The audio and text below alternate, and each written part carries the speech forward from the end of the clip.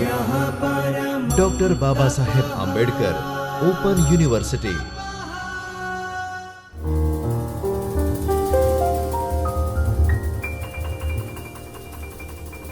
નમસ્કાર વિદ્યાર્થી મિત્રો, ડૉક્ટર બાબા સાહેબ આંબેડકર ઓપન યુનિવર્સિટીના જ્યોતિર્મય પરિસર ખાતે આવેલ ચૈતન્ય સ્ટુડિયોમાંથી હું કૃણાલ મિસ્ત્રી, આસિસ્ટન્ટ પ્રોફેસર ઓફ કોમર્સ, આપનું હાર્દિક સ્વાગત કરું છું. મિત્રો, આજે આપણે એમકોમ સેમિસ્ટર 1માં નાણાકીય સાધનો અને બજારો, જેનો કોડ છે MC01 EC103, જેની અંદર ભાગ 2માં એકમ નંબર 6 મર્ચન્ટ બેન્કિંગ અને ક્રેડિટ રેટિંગ વિશે ચર્ચા કરીશું. વિદ્યાર્થી મિત્રો, ગઈ વખતે આપણે આ એકમમાં મર્ચન્ટ બેન્કિંગ શું છે તેની પ્રસ્તાવના, મર્ચન્ટ બેન્કિંગના કાર્યો કયા કયા હોય છે, સેબીમાં મર્ચન્ટ બેન્કિંગ વિશે કઈ કઈ જોગવાઈઓ કરવામાં આવેલી છે, તે તમામ મુદ્દાઓ વિશે ચર્ચા કરી હતી.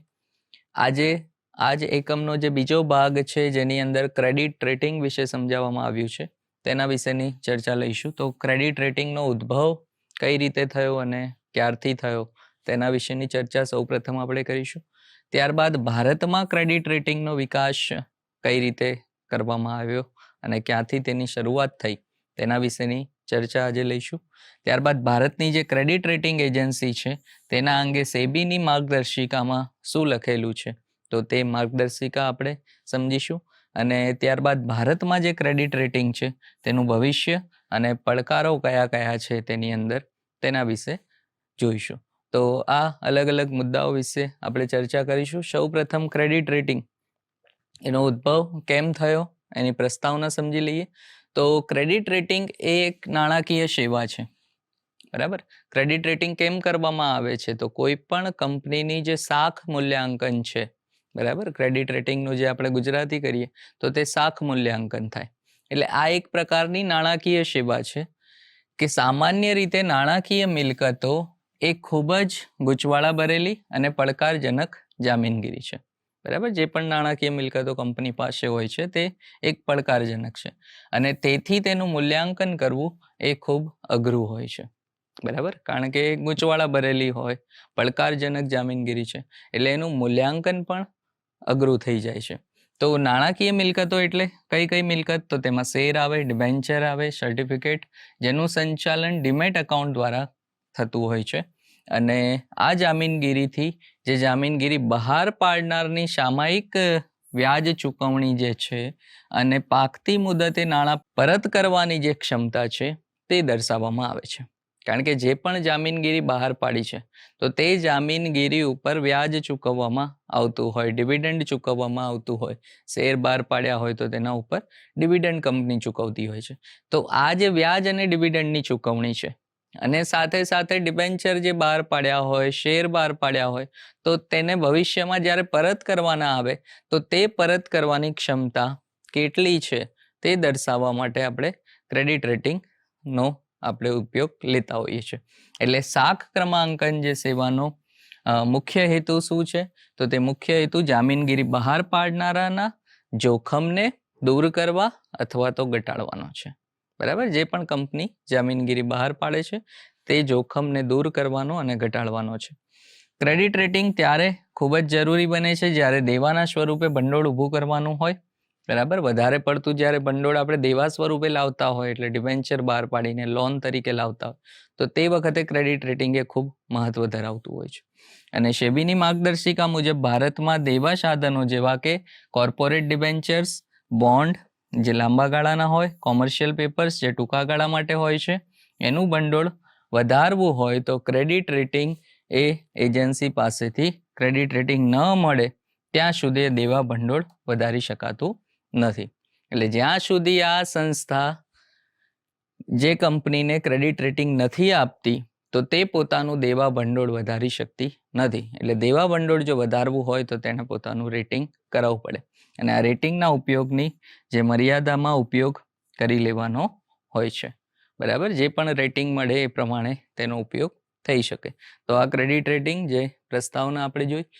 ભારતમાં જે માન્ય ક્રેડિટ રેટિંગ એજન્સીઓ છે કઈ કઈ છે, તો ક્રિસિલ, ઇક્રા, કેર, સ્મેરા, આ બધી અલગ અલગ ક્રેડિટ રેટિંગ એજન્સી છે જે આ બધી કંપનીઓને રેટિંગ આપતી હોય છે. એટલે ઉપરોક્ત જે શાખ ક્રમાંક એજન્સી છે તેમાંથી રેટિંગ મેળવ્યા બાદ ડિબેન્ચર હોય તો 2 માસની મર્યાદામાં તેનો ઉપયોગ કરી ડિબેન્ચર બહાર પાડવા જોઈએ. અને કોઈ પણ રેટિંગ એજન્સી પાસેથી રેટિંગ મેળવ્યા બાદ સમય મર્યાદામાં ઉપયોગ કરવો, નહીતર તે નકામું બની જાય. રેટિંગ તમને મળ્યું છે તો જો ડિબેન્ચર છે તો 2 માસની મર્યાદામાં ડિબેન્ચર બહાર પાડી દેવાના. બરાબર. એવી જ રીતે જે પણ મર્યાદા આપેલી હોય, સમય મર્યાદા આપી હોય, તેમાં એનો ઉપયોગ કરી લેવાનો, કારણ કે નહીતર એ રેટિંગ પછી કામ આવતું નથી. એટલે આ ખૂબ જરૂરી છે. ક્રેડિટ રેટિંગ એ માન્ય અને મંજૂર વિશિષ્ટ એક્રેડિટેડ નાણાકીય પેઢી દ્વારા ચોક્કસ ફિલ્ડમાં નિષ્ણાત હોય તેના દ્વારા ક્રેડિટ આપવામાં આવે છે. એટલે કંપનીઓ જે ધંધાકીય અને નાણાકીય ચક્રમાં પ્રતિષ્ઠા અંગે એક્રેડિશનની તીવ્રતા માપીને ઊંચા વળતરની આશા રાખવામાં આવે છે. અને SBI એ ક્રેડિટ રેટિંગ એજન્સીનું નિયમન કરવામાં મહત્વનો ભાગ ભજવે છે. બરાબર. આ જેટલી પણ ક્રેડિટ રેટિંગ એજન્સી છે તેમાં SBI એ એનું નિયમન કરવા માટેનો મહત્વનો ભાગ ભજવે છે. ક્રેડિટ રેટિંગ સેવા, એનો અર્થ અને લક્ષણો સમજીએ તો સૌથી પહેલાં તો ક્રેડિટ રેટિંગ સેવા એ ઉછીના ભંડોળ મેળવનારની સદ્ધરતામાં, એના સંદર્ભમાં આકારણી આંકવાની રીત કે કાયદાને આપણે કહી શકીએ. લક્ષણો એના કયા કયા છે તો જે ક્રેડિટ રેટિંગ આપવામાં આવે છે તે આલ્ફાબેટિકલ હોય છે. એમાં normally A+, AA, BB+, P1, P3 એવા અલગ અલગ પ્રકારના ઊંચા વળતર અને નીચા વળતરના ક્રમ અલગ અલગ હોય છે. એના વિશે આપણે આગળ ચર્ચા કરીશું કે કયા ક્રમમાં કયું એનું વળતર આપણે સમજી શકીએ. એજન્સી સંસ્થાનું SWOT એનાલિસિસ, મેનેજમેન્ટ ફિલોસોફી, હરીફ મજબૂત પાસા, આ બધા દ્વારા ઉછીના ભંડોળ મેળવનાર સંસ્થાની પરિસ્થિતિનું વર્ણન કરી શકે. આ એના લક્ષણો છે. ક્રેડિટ રેટિંગ મેળવવામાં આવે તેનું આયુષ્ય ખૂબ જ ટૂંકું હોય છે અને ગતિશીલ ધંધાકીય વિશ્વમાં રેટિંગમાં અર્થતંત્ર મુજબ ક્રમાંક, ઉદ્યોગો અને કંપનીઓ મુજબ રેટિંગ આપવામાં આવતું હોય છે. બરાબર. નાણાકીય સંસ્થા અથવા જે NBFC છે, નોન બેન્કિંગ ફાઇનાન્સ કંપનીઝ, જે SEBI દ્વારા તેમના ક્ષેત્રમાં નિષ્ણાત હોવાથી ક્રેડિટ રેટિંગની સેવા આપવાની માન્યતાઓ મેળવી શકે છે. બરાબર. તો આ પણ એક એની લક્ષણમાં આવે છે. ક્રેડિટ રેટિંગ એજન્સી એ એજન્સી અને રેટિંગનો ઉપયોગ કરનાર વચ્ચે કોઈ સંબંધ ઊભો કરતા નથી. બરાબર. કારણ કે ક્રેડિટ રેટિંગ એ ઓડિટ વિભાગની ખાતરી આપતું નથી, પણ એ એક સ્વતંત્ર પોતાનું મંતવ્ય આપે છે. એટલે ઓડિટ વિભાગની ખાતરી નથી આપતું કે ઓડિટ કેવું થયું છે, સાચું થયું, ખોટું થયું, પણ એ પોતાનું અલગ એક મંતવ્ય આપે છે. એટલે ક્રેડિટ રેટિંગ અને ઓડિટ એ અલગ અલગ મંતવ્ય છે, જેની ગુણવત્તા એ નિષ્ણાત, પ્રામાણિકતા અને ફ્રેન્ક મંતવ્ય પર આધારિત છે. ક્રેડિટ રેટિંગ એજન્સી ખૂબ જ ઓછી પડતરે રોકાણ નિર્ણય માટે માહિતી પૂરી પાડતી હોય છે. બરાબર. તો આ એજન્સી જે છે એમાં ક્રેડિટ રેટિંગની જે સેવાનો ઉપયોગ થાય છે તેનો અર્થ અને લક્ષણો અહીં આપણે સમજીએ. હવે એનો ઉદ્ભવ કઈ રીતે થયો, ક્યાંથી થયો? તો ન્યુયોર્કમાં 1841માં પ્રથમ મર્કેન્ટાઇલ ક્રેડિટ રેટિંગ એજન્સીની રચના કરવામાં આવી. મેસર્સ હેનરી પુઅર જે છે USAના ક્રેડિટ રેટિંગની બાબતમાં અગ્રગણ્ય ગણાય છે અને એમણે 1866માં સ્ટાન્ડર્ડ એન્ડ પુઅર આ નામની એક ક્રેડિટ રેટિંગની શરૂઆત કરી. પહેલી એજન્સી જે 1866માં સ્ટાન્ડર્ડ એન્ડ પુઅર નામથી. બરાબર. એના પહેલાં 1841માં મર્કેન્ટાઇલ ક્રેડિટ રેટિંગ હતી, પણ જે અગ્રગણ્ય ગણાય છે તે સ્ટાન્ડર્ડ એન્ડ પુઅર નામની credit rating agency. Moody's investor સર્વિસમાં જ્હોન મૂડી એ યુએસમાં આ ખ્યાલના એ મૂળ શોધક હતા. 1909માં તેની મૂડીઝ ઇન્વેસ્ટર ચાલુ કર્યું. પછી 1971માં તેમની પાછળ ડોન અને બ્રેડ સ્ટ્રીટ આવ્યા. એટલે આમ મૂડીઝ ઇન્વેસ્ટર સર્વિસ અને સ્ટાન્ડર્ડ એન્ડ પુઅર્સ આ વિશ્વની 2 સૌથી મોટી ક્રેડિટ રેટિંગ એજન્સી ગણાય છે. 1916થી કાર્ય કરે છે જે ફીચ ઇન્વેસ્ટર સર્વિસ છે તે, અને તેમની હરીફ કાર્યકર્તા પણ આપણે કહી શકીએ. બરાબર. સૌથી મોટી 2 એજન્સી આપણે કહીએ વિશ્વની તો તે મૂડીઝ ઇન્વેસ્ટર સર્વિસ અને સ્ટાન્ડર્ડ એન્ડ પુઅર, આ 2 મૂળ જે વિશ્વની સૌથી મોટી ક્રેડિટ રેટિંગ એજન્સી છે. એના પછી ફીચ આવે છે જે કુલ જે શેર છે તે વેપારમાં 20% હિસ્સો ધરાવે છે. તો આ બધી ઓવરઓલ જે વિશ્વમાં ક્રેડિટ રેટિંગ એજન્સીઓ છે તેનો ઉદ્ભવ અને ઇતિહાસ. ભારતમાં ક્રેડિટ રેટિંગ એજન્સીનો ઉદ્ભવ ક્યારથી થયો? તો ભારતમાં 1988માં સૌથી પહેલા ક્રિસિલની સ્થાપના કરવામાં આવી અને ત્યારથી ક્રેડિટ રેટિંગની શરૂઆત થઈ. ત્યારબાદ ભારતમાં ICRA, જે investment information and credit rating agency of India છે, જેની સ્થાપના 1991માં કરવામાં આવી. ભારતમાં CARE છે, જે નામ credit analysis and research agency of India, જેની સ્થાપના 1993માં કરવામાં આવી. તો અલગ અલગ બધી એજન્સીઓ જે અમુક સમયના ગાળા પછી તેની શરૂઆત થઈ. ભારતમાં ડફ and Phelps credit rating agency છે, એ પણ એક માન્ય ક્રેડિટ રેટિંગ એજન્સી, જેની સ્થાપના 1996માં થઈ અને એનું જોડાણ જે છે એ ફિચ રેટિંગ એજન્સી સાથે થયું અને હવે તે ફિચ રેટિંગ ઇન્ડિયા પ્રાઇવેટ લિમિટેડના નવા નામથી ઓળખાય છે.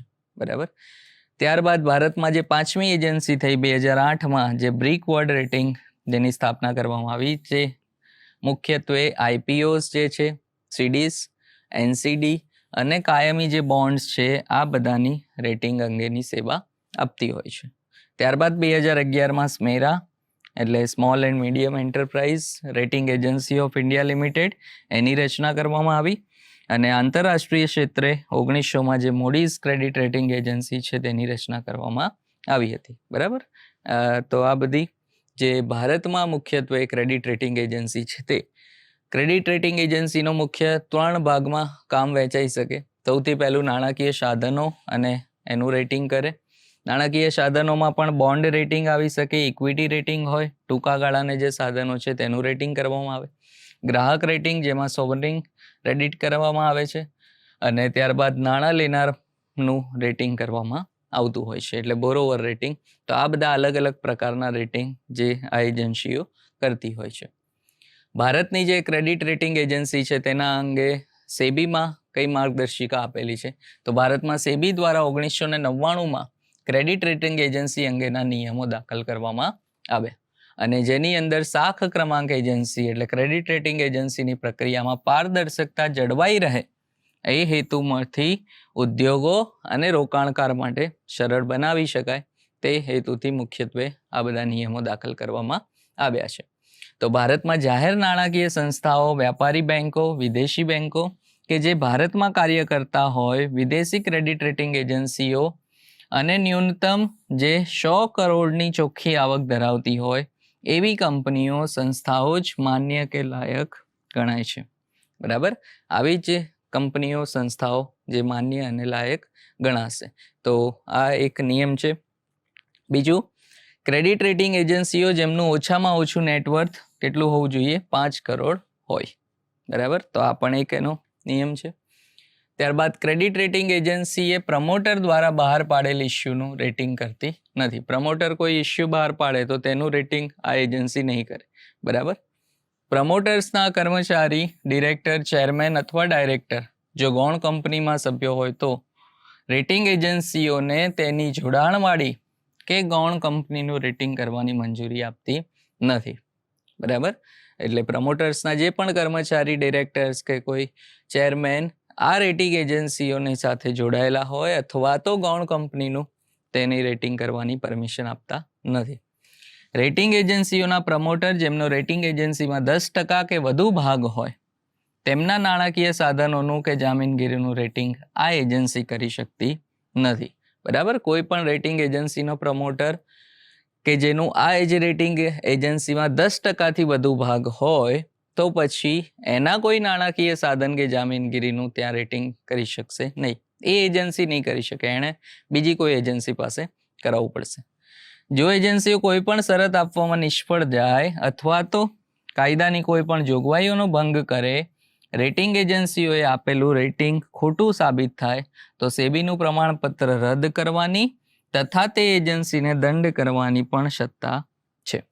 બરાબર. આ સેબીની સત્તા છે કે પોતે પ્રમાણપત્ર રદ કરી શકે અથવા તો એ એજન્સીને દંડ પણ કરી શકે. ક્યારે? જ્યારે કોઈ ખોટું રેટિંગ આપ્યું હોય અથવા તો તે જે આ નિયમો છે તે પાળવામાં એને કોઈ ભંગ કર્યો હોય નિયમોનો, તો તેના માટે એ એજન્સીને દંડ કરી શકે. હવે તેનું ભવિષ્ય અને પડકાર વિશે સમજીએ કે ભારતમાં ક્રેડિટ રેટિંગ એજન્સીનું ભવિષ્ય શું છે, એની સામે પડકારો કયા કયા છે. તો સૌથી પહેલાં તો પડકારો આપણે સમજીએ કે આ જે 7 ક્રમાંક સંસ્થાઓ છે તેના પડકાર. સૌથી પહેલાં તો તે પોતાના હિતોનું જે ઘર્ષણ છે તે અહીં એક મોટો પડકાર છે. ક્રમાંકોની ખરીદી એ પણ એક મોટો બરાબર પડકાર છે, કારણ કે ઘણી બધી એજન્સીઓ પૈસા લઈને ક્રમાંક આપી દેતી હોય છે બરાબર. તો એ એક પડકાર છે એના માટે કે ક્રમાંક ખરીદી લેવામાં આવે છે બરાબર. અમુક રૂપિયા આપી દે અને સામે જે રેટ જોતો હોય તે મળી જાય, તો એ એક પડકાર. હરીફાઈ ઓછી છે, કારણ કે આપણે જોયું તો અમુક લિમિટેડ જ એજન્સી છે એટલા માટે. નબળી ગુણવત્તાવાળું રેટિંગ આપવામાં આવતું હોય છે ઘણીવાર, અને રેટિંગ કમિટીને સ્વતંત્રતાનો અભાવ હોય છે, કારણ કે અમુક નિયમો એમને બાંધી રાખે છે, એટલે એમને સ્વતંત્રતા પૂરેપૂરી મળતી નથી. આ બધા પડકારો છે એજન્સી માટેના. પણ એના ભાવિ માટે કયા કયા સલાહ સૂચન આપી શકીએ? તો સૌથી પહેલાં તો હિતોના ઘર્ષણને દૂર કરવું, આ એક ભવિષ્યમાં વિચારી શકાય. નિયમનકારની ભૂમિકામાં સુધારો કરવામાં આવે તો પણ જે પડકાર છે તેમાં ઘટાડો થઈ શકે. નાણાં મંત્રાલયે ખરાઈનો અહેવાલ માંગવો જોઈએ, જેનાથી શું થાય કે જે ખરીદીને લેવામાં આવતા રેટિંગ છે તે ઓછા થઈ જાય. તો એ પણ એક અહીંયા જરૂરી છે. રેટિંગ એજન્સી વચ્ચે હરીફાઈ થવી જોઈએ બરાબર. કોઈ એક એજન્સીએ રેટિંગ આપી દીધું તો એનું એ જ રેટિંગ કોઈ બીજી એજન્સી પાસે કરાવવું, જેનાથી શું થાય કે જે હરીફાઈ છે તે જોવા મળે અને વધુમાં વધુ સારું કામ તે એજન્સી કરે. કારણ કે એને ડર હોય કે જો કોઈ બીજી એજન્સી રેટિંગ કરશે અને એમાં જો આપણે ક્યાંક ખોટા પડીશું તો આપણી કંપની બંધ થઈ શકે અથવા પ્રમાણપત્ર રદ થઈ શકે. તો આ એક થવું જોઈએ ભવિષ્યમાં. રેટિંગની ગુણવત્તામાં સુધારો લાવવો જોઈએ. જે નબળી ગુણવત્તા છે તેમાં ધીમે ધીમે આપણે સુધારો કરી શકીએ.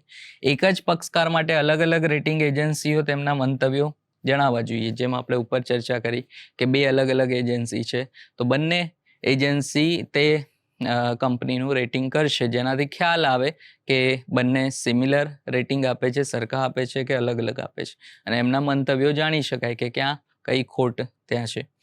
ક્રેડિટ રેટિંગ એજન્સીઓને કાયદાકીય રક્ષણ મળવું જોઈએ બરાબર, કારણ કે સ્વતંત્રતા તો નથી આપતા પણ કાયદાકીય રક્ષણ પણ ત્યાં હોવું જોઈએ.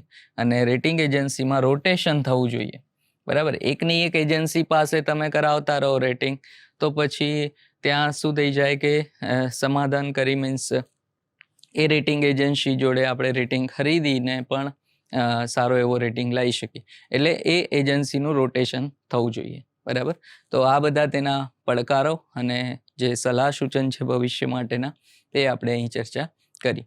તો આજે આપણે જે ક્રેડિટ રેટિંગ એજન્સી છે તેનું કયા કયા નિયમો છે, સેબીમાં કઈ કઈ માર્ગદર્શિકા આપી છે, અને સાથે સાથે તેના પડકારો અને ભવિષ્ય માટે કયા સલાહ સૂચન છે તેના વિશે ચર્ચા કરી. ધન્યવાદ.